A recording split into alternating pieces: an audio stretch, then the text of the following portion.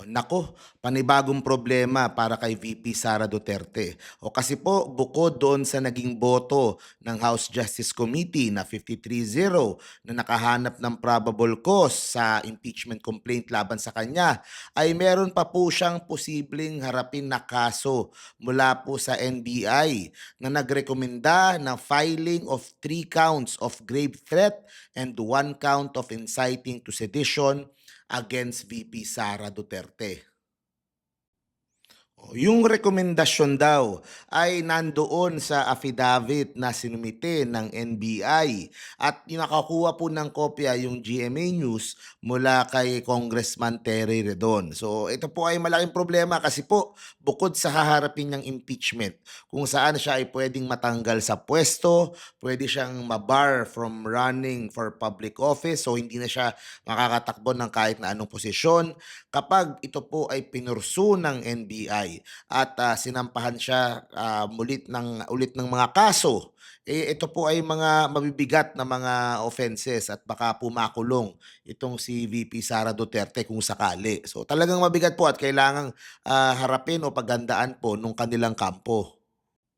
O dagdag pa diyan ni Chairwoman Jervy Luistro ay hindi po pwede kasi yung sasagot yung kampo ni VP Sara Duterte na puro press conference lamang.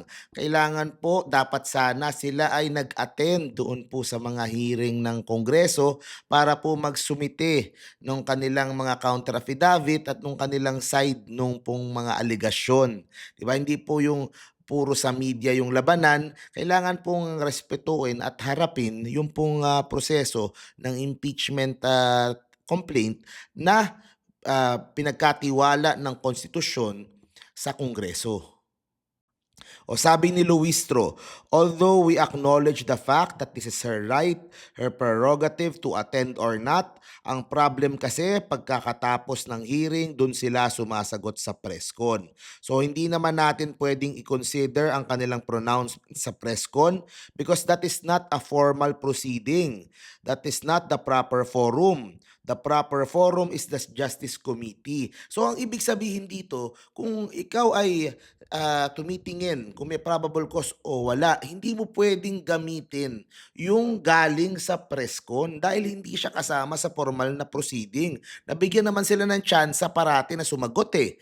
O ang gagamitin mo lang doon sa proceedings ng impeachment at walang panig doon si VP Sara. So malamang talaga ito ay magkakaroon na ng trial at pupunta na sa Senado very soon.